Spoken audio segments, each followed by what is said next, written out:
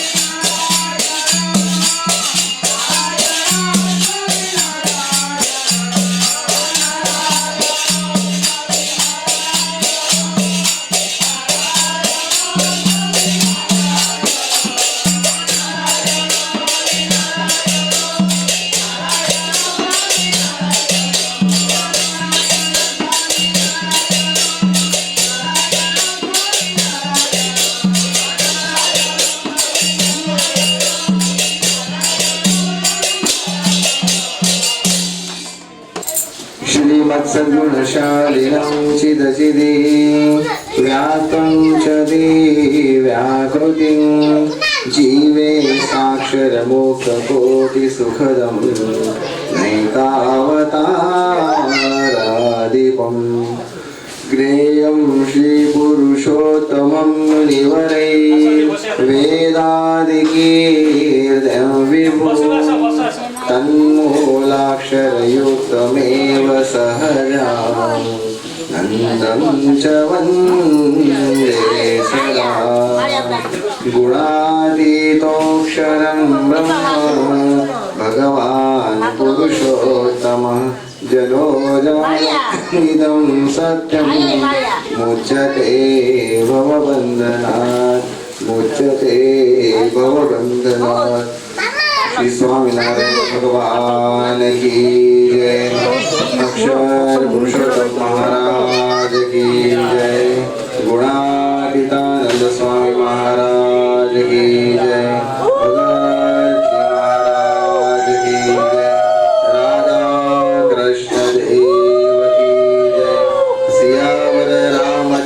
भगवान की जय।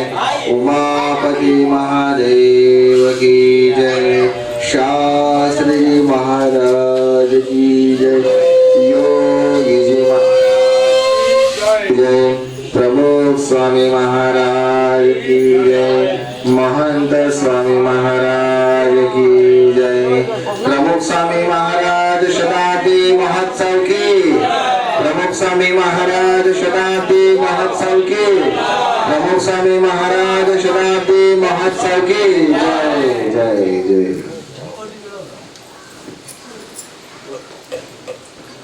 हिंदू धर्म की हिंदी समझते हैं ना कि हमको उड़ीसा से उड़िया नहीं आएगा, हिंदी समझता है। हिंदू धर्म की विशेषता क्या है? एक विशेषता हिंदू धर्म में जो विविध मान्यताएं है उसमें सबसे अहम मान्यता क्या है कि भगवान युग युग में समय समय के अनुसार अवतार धारण करते हैं। भगवान क्या करते हैं? अवतार धारण करते हैं। ऐसा हिंदू धर्म में ये सबसे पहले अहम मान्यता है। 3-4 दिन पहले ऐसा एक व्हाट्सएप ऐसा घूम रहा है कि भगवान अवतार धारण नहीं करते, हम इस मान्यता को नहीं मानेंगे। लेकिन वो लोग कौन है? हिंदू विरोधी होंगे। वे लोग कौन है?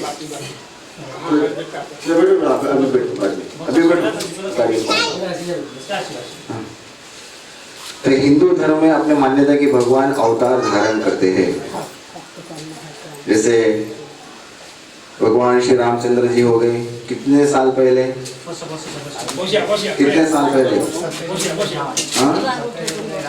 हाँ 21 लाख हो गए उनके। कितना? 21 लाख पहले श्री राम भगवान का अवतरण इस पृथ्वी पर हुआ। उसके बाद फिर भगवान श्री कृष्ण का अवतरण इस पृथ्वी पर हुआ। कितने साल पहले?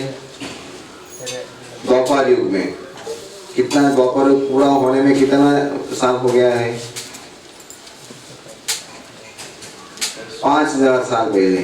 कितने? 5000 साल पहले भगवान श्री कृष्ण का अवतरण इस पृथ्वी पर हुआ। 5000 साल पहले। तो इस तरह से भगवान अवतार धारण करते हैं। तो उसी परंपरा में आज से 243 साल पहले भगवान स्वामीनारायण का अवतरण इस पृथ्वी पर हुआ।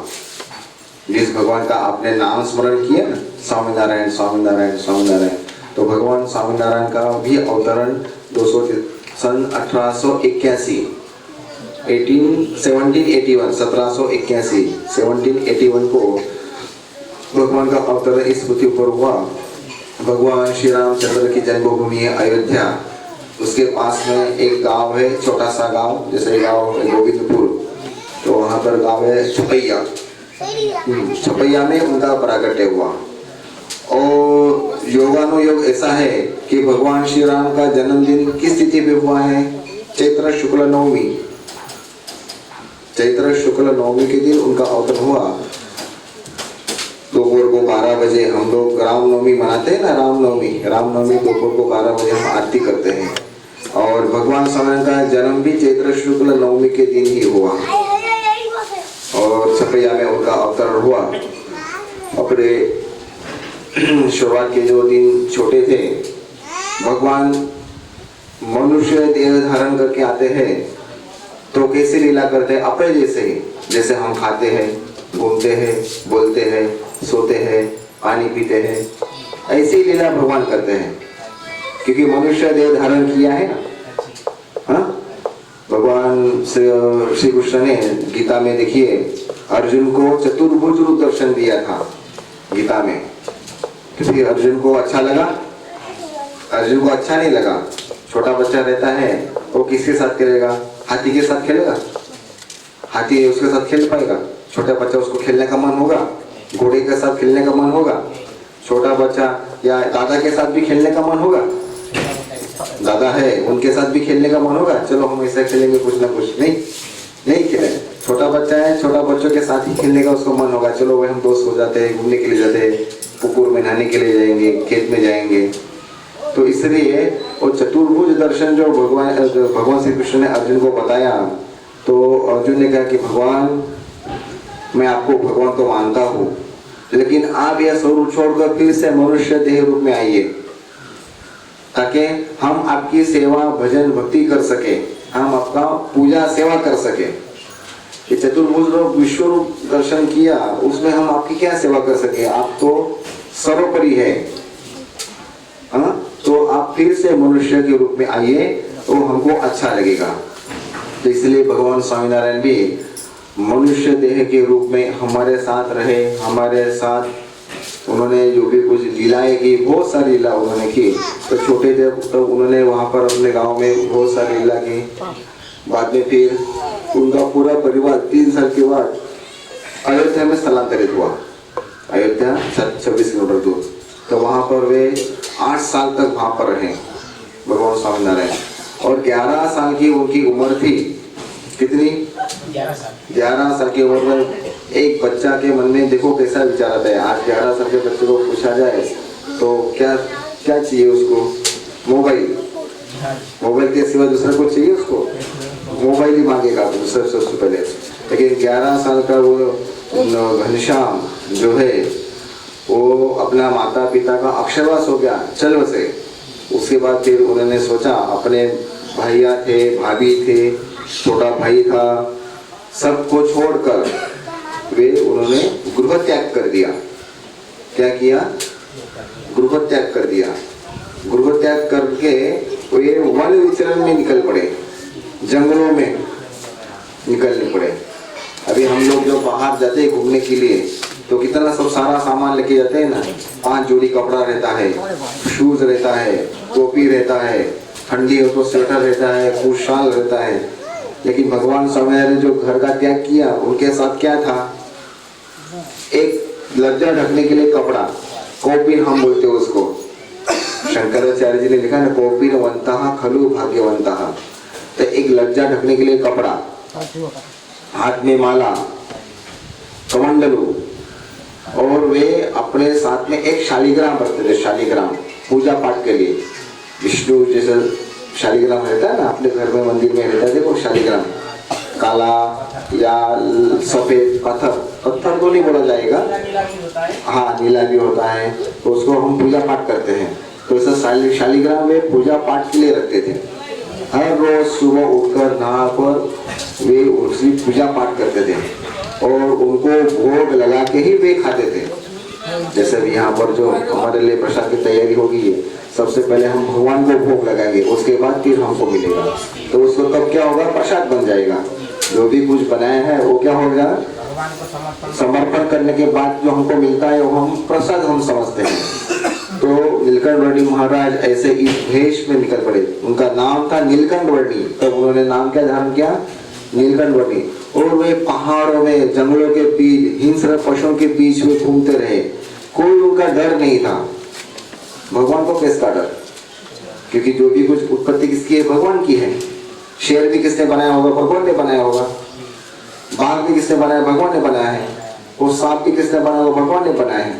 वो बोले हम हमारे जो कलाकृति है उससे हमको क्या है डर? सारा पृथ्वी हमने बनाया तो उसका डर क्यों? इसलिए भगवान ऐसे निकल पड़े, पैर में कुछ नहीं, नंगे पाँव, नंगे बदन, इस तरह से वे चल पड़े। और जहाँ जहाँ जाते 3 साल तक हिमालय में रहे। हिमालय में अभी भी जहाँ पर मनुष्य सोच भी नहीं सकता कि हम इस रास्ते से ऐसा चढ़ेंगे फिर ऐसा उतरेंगे, सामने जाएंगे। 20,000 फुट का पहाड़ चढ़ना, 20,000 फुट, कितना? 20,000 फुट का पहाड़ चढ़ने का, उतरने का, फिर दूसरा चढ़ने का, फिर उतरने का, इस तरह से वे चलते बर्फ में। और सबसे ज्यादा ऊंचा शिखर कौन सा है?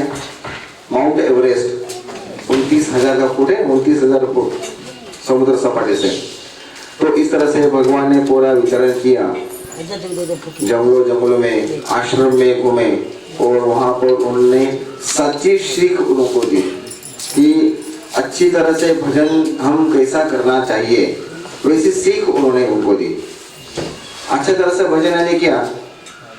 सबसे पहले उन्होंने जो भी कुछ उनको मिलते थे उनको पूछते थे आपको कुछ व्यसन है? व्यसन से दूर रहना, विशेष सीख और उनको देते थे।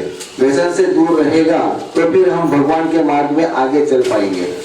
अगर हम खुद व्यसनी हैं, नशा करते हैं, व्यसन इसका मतलब नशा करते हैं, किसी भी बीड़ी का नशा है, सिगरेट का नशा है, मौत का नशा है, इधर दारू को क्या बोलता है? मौत बोलता है, दारू बोलता है, मौत बोलता है, वो मौत का नशा रहता है। तो ये सब सारा नशा लेकर अगर आदमी चलेगा तो भगवान के मार्ग में चलेगा? आप देखो, जिसने बहुत अच्छी तरह से मौत पिया है उसको बुलाओ इधर, वो बोल इधर आओ, बैठो, भगवान का इधर। बोले कौन भगवान? मैं खुद भगवान। उसको क्या होता है? वो खुद भगवान हो जाता है, मौत खाने के बाद खुद भगवान बन जाता है वो। उसको पूछो मैं भगवान, कौन सा भगवान है, ऐसा पूछना है। तो इसलिए नशा करने से क्या है, आदमी आध्यात्म मार्ग में आगे नहीं चलता है। इसलिए उन्होंने सबसे पहले व्यसन मुक्ति का आदेश, संदेश वो देते थे जिन जिन लोगों में संपर्क में आए। व्यसन मुक्ति आप रहो, व्यसन मुक्त जीवन आप रहो। फिर उसके बाद फिर वो भगवान का भजन, जिसको जिस भगवान में श्रद्धा थी उस भगवान में भजन करने के लिए उनको प्रेरणा देते थे। लेकिन ये तो मूल बात है कि व्यसन मुक्त रहो तो ही हम भगवान के मार्ग पे आगे चल पाते हैं। तो इस तरह से करते करते ये भारत का जो नीचे का हिस्सा है ना, वी जैसा है, देखो भारत नीचे वी दिखाई दे, भारत ये कपड़ा है। यहाँ से निकलते निकलते पूरा ऐसा परिभ्रमण करते करते 7 साल 1 मास और 23 दिन, इससे 12,000 किलोमीटर का पद यात्रा करते करते पैदल 250 साल पहले क्या मिलेगा आपको? 240 साल पहले कुछ नहीं, घोड़ा रहेगा, कौन देगा कौन?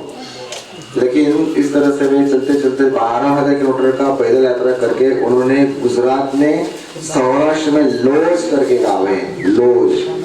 तो लोज गांव में उन्होंने अपनी कर्मभूमि बनाई। वहां पर एक रामानंद स्वामी जी का आश्रम था। रामानंद स्वामी जी के आश्रम में वे गए और वे आश्रम जो थे वो जो तीर्थ यात्रा के लिए जो निकलते हैं उनको खाना खिलाने के लिए, उनको थोड़ा व्यवस्था करने के लिए वो सेवा वे आश्रम करता था। तो वहां पर वे रुके। फिर उनके गुरु जो रामानंद स्वामी, उन्होंने उनको दीक्षा दिया 21 साल की उम्र में। 19 साल की उम्र दीक्षा दी और 21 साल के उम्र में उन्होंने उनको गद्दी पर बिठा दिया। 21 साल के लड़के को गद्दी पर बिठा, सबको बोला कि साक्षात भगवान हमारे आश्रम में पधारे हैं। अभी से आप, जैसे आप मेरी आज्ञा का पालन करते थे, रामानंद स्वामी बोल रहे हैं, जैसे आप मेरी आज्ञा का पालन करते हैं इसी तरह से आज से आप इस 21 साल का जो लड़का है जिसका नाम है सहजानंद स्वामी, उसका आप भजन करना, उसके हिसाब से आप आगे बढ़ना। तो इस तरह से उन्होंने कहा। और उसके सामने कोई 60 साल का साधु है, कोई 80 साल का साधु है, कोई 50 साल का साधु बैठा है, लेकिन सब वो 21 साल का लड़के के बात सब सुनते थे। इतना प्रखर तेज था, तेज उनके शरीर में, चेहरे में इतना प्रखर तेज था, कोई भी उनको क्रॉस नहीं कर पाता। क्रॉस यानी क्या? उसके सामने जोर से आवाज नहीं कोई कर पाएगा, वे बोलेगा वैसे सब ऑटोमेटिक सब करने लगते थे, क्योंकि वो अच्छी बात बताते थे, अच्छी बात वे बताते थे। तो इस तरह भगवान स्वामीनारायण फिर वहाँ से उन्होंने अपना जो कार्यकाल शुरू किया। तो उन्होंने 3 मुख्य काम किए, मंदिर, शास्त्र और संत। मंदिर, शास्त्र और संत का प्रवर्तन उन्होंने किया।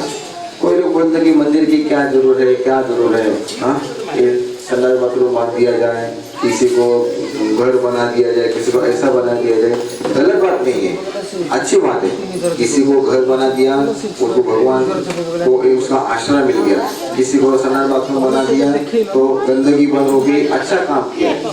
लेकिन उसकी तुलना हम इसके साथ नहीं कर पाएंगे, मंदिर के साथ। जैसे समाज में इन चीजों की जरूरत है लौकिक जगत में। जैसे घर की आपको क्या जरूरत है, झुपड़े में रहो ना, कौन नहीं बोलता आपको, क्यों घर बनाते हैं, घर क्यों बनाते हैं, हाँ, अच्छे के लिए बनाते हैं ना, अपनी सुरक्षा हो, अच्छा हो, बच्चे लोग तो अच्छा पढ़ाई कर सके। नहीं तो वो पानी नहीं ऊपर से गिरता है बेचारा, उसको पहनने के लिए जगह नहीं रहती है, सोने के लिए जगह नहीं, खाना किसी को तो खाना पकाने के लिए भी जगह नहीं रहती, ऐसा पानी गिरता है। तो ये ऐसे हम घर सब बनाते हैं, सब बनाते हैं, इसलिए उसकी तुलना मंदिर को साथ की करें। कोई लोग बोलते हैं मंदिर क्यों बना रहे हो, मंदिर के साथ साथ ये करो, मंदिर छोड़ के लेकिन मंदिर के साथ साथ वो कर पाते हैं, लेकिन मंदिर छोड़ के ये करना एक गलत बात है। हाँ, तो भगवान स्वामीनारायण ने उस जमाने से मंदिर का प्रवर्तन किया, शास्त्र का प्रवर्तन, और साधु बनाए हमारे जैसे हमारे साधु बनाए, और साधु को कड़क नियम दिए।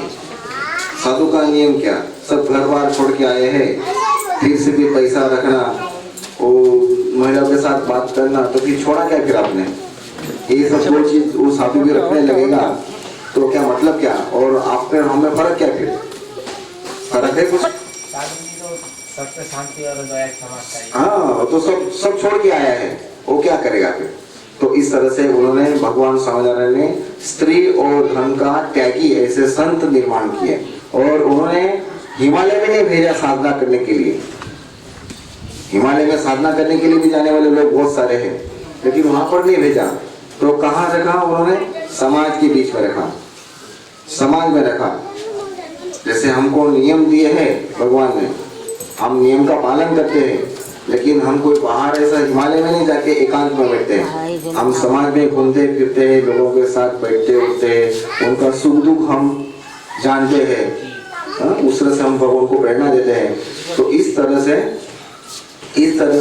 भगवान स्वामीनारायण ने संतों को समाज के बीच रखा कि आप समाज का भी उद्धार का काम कीजिए, समाज का भी उद्धार का काम आप कीजिए।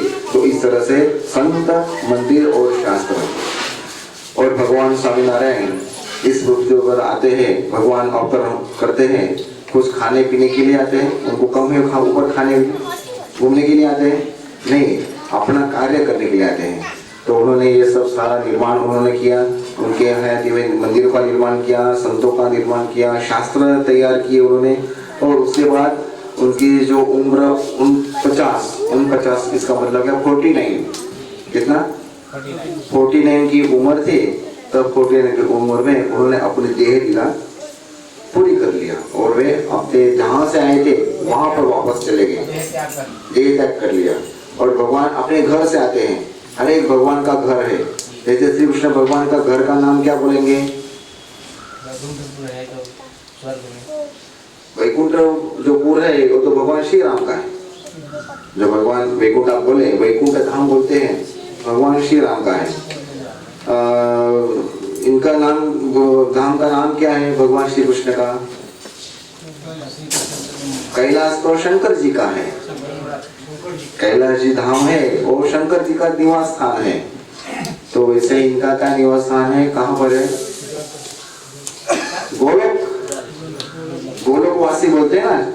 श्री कृष्ण भगवान का दूसरा नाम क्या है? गोलोकवासी, गोकुलवासी। हाँ, गोकुल, गोलोक। तो गोलोक जो है, गोलोक धाम है, भगवान श्री कृष्ण का धाम है। वैसा ही भगवान स्वामीनारायण का जो धाम है, कहाँ पर है? उसका नाम क्या है? अक्षरधाम। क्या बोला जाता है? अक्षरधाम भगवान स्वामी का धाम है। तो वापस में अक्षरधाम में वे चले गए। लेकिन भगवान जो पृथ्वी पर गए, ऊपर से गए, लेकिन अपने इस ब्रह्मांड में एक बहुत ही महत्व का कार्य भी करके गए। तो उन्होंने कितने मंदिर बनवाए? 1100 जितने मंदिर बने। कितने? 1100 जितने मंदिरों का निर्माण उन्होंने किया। 1200 जितने तो हमारे संत की तैयार बनाए, हम साधु बनाए। हम अपने 2-3 लड़के रहते हैं, हम दो तीन लड़के अपने रहते हैं, हम उनको अपने आज्ञा में हम नहीं करवा पाते। हमारा लड़का हमारी सुनता नहीं है, लेकिन ये 12 से लोग सब साधु लोग हैं, उनकी एक आज्ञा, उन्होंने कहा कि बस इस दिशा में जाना है, सब लोग इस दिशा में चले जाएंगे। तो ये ऐसे उन्होंने निर्माण किए।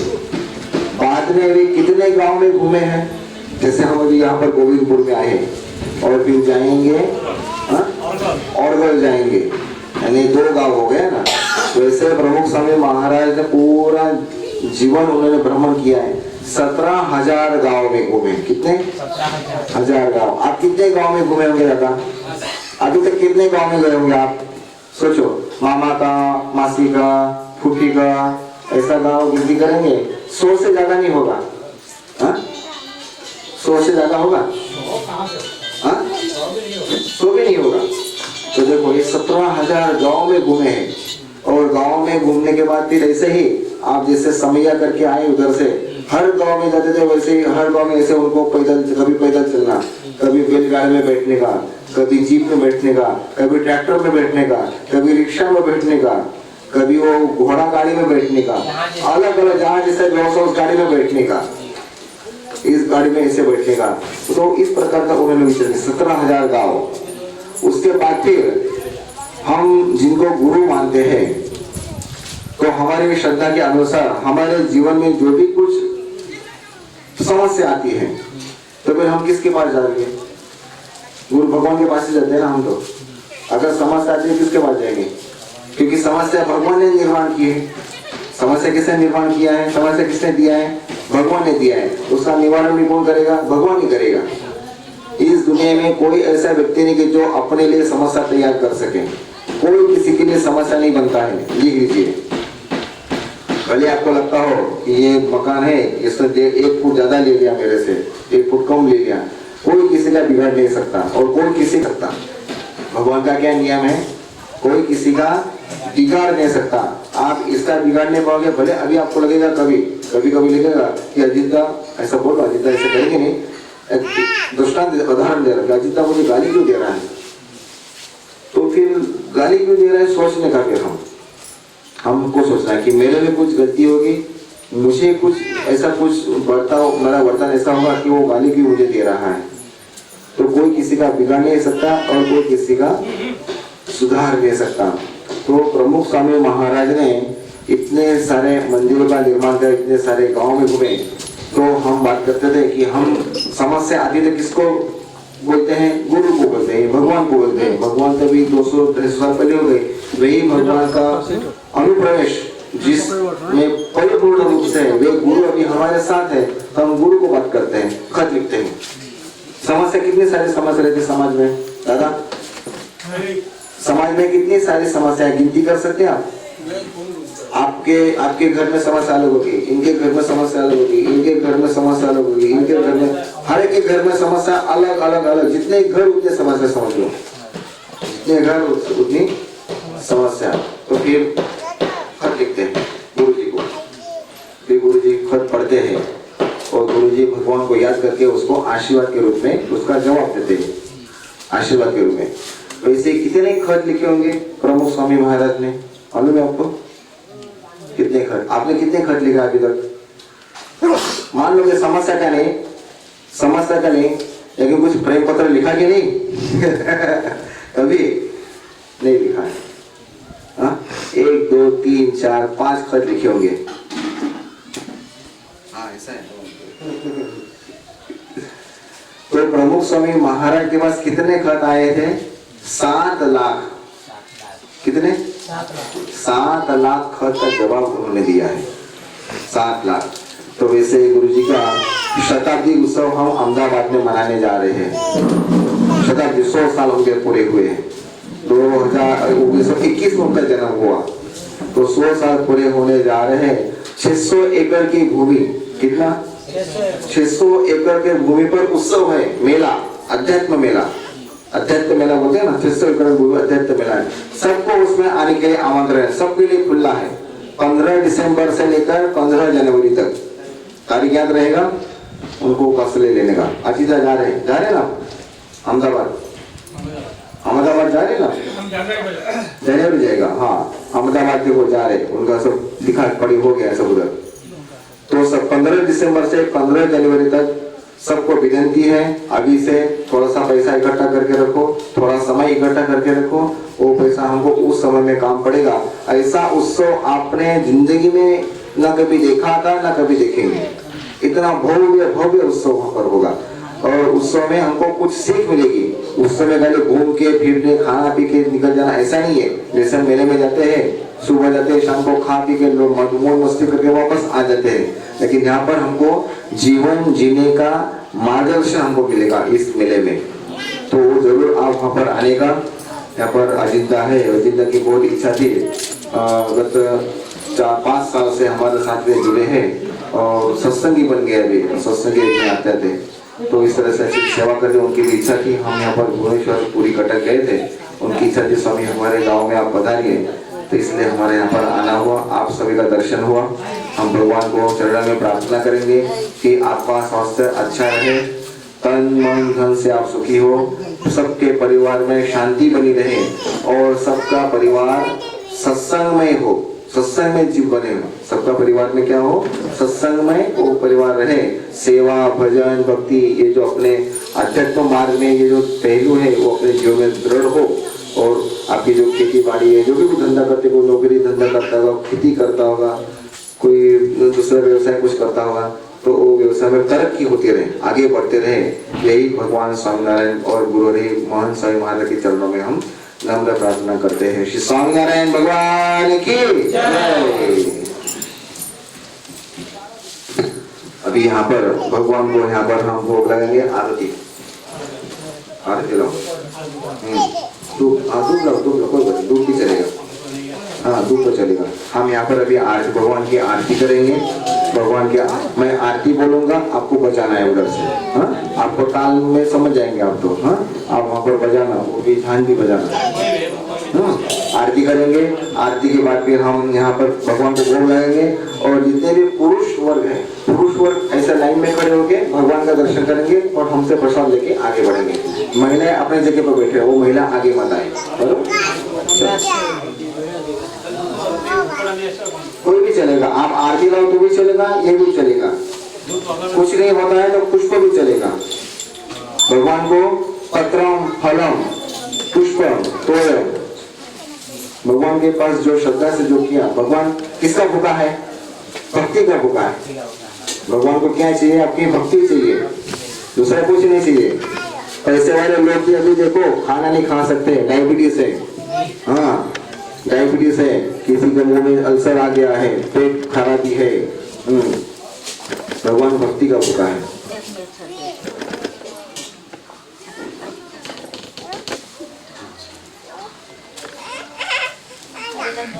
आइए आप आगे आइए, आरती उतारेंगे आप। पोता, क्या नाम आपका, बड़े पोता का नाम क्या है, अर्जुन। आप घंटी बजाएगा, इधर खड़ा हो गया, इधर खड़ा हो जाओ, बैठे तो भी चलेगा।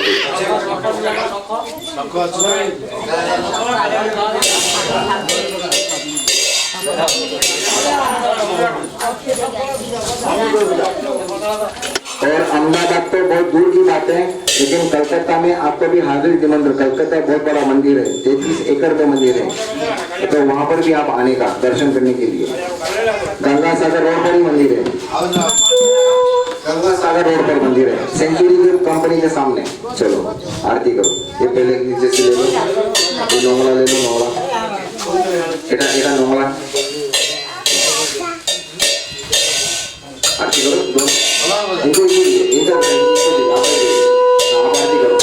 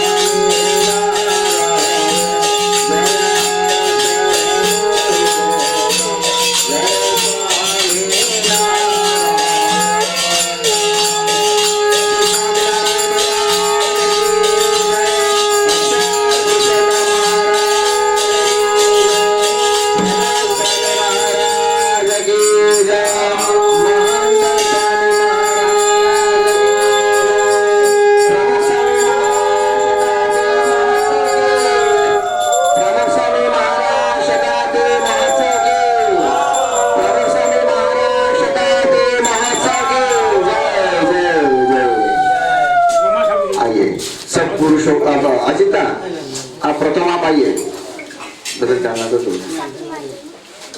अजिता एकाने सो अपनी बांग्ला जानी तो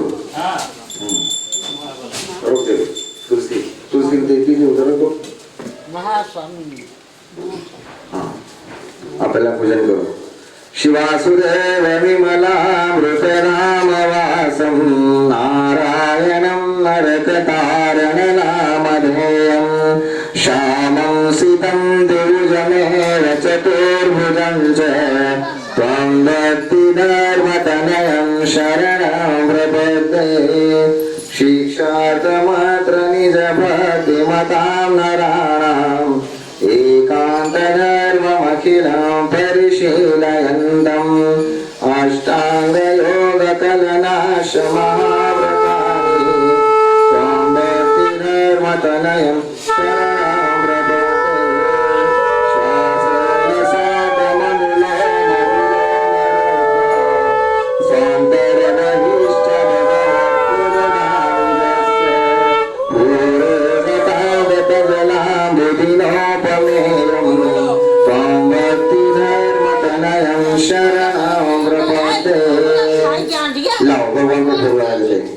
भगवान को बहुत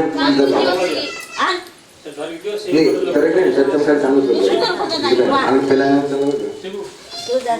माया माया प्रीति प्रमो आप आइए आपको भोग लगाना है बस करो भोग लगाओ महाराज आप करके रखो अब वो छोटा वाला छोटा पौधा महाराज गुणादित्यानंद स्वामी महाराज भगत जी महाराज शास्त्री जी महाराज योगी जी महाराज प्रभु स्वामी महाराज महंत स्वामी महाराज सर्वे संतो भक्तो देव जमो महाराज अजितानो भाव जमो महाराज कृपा कर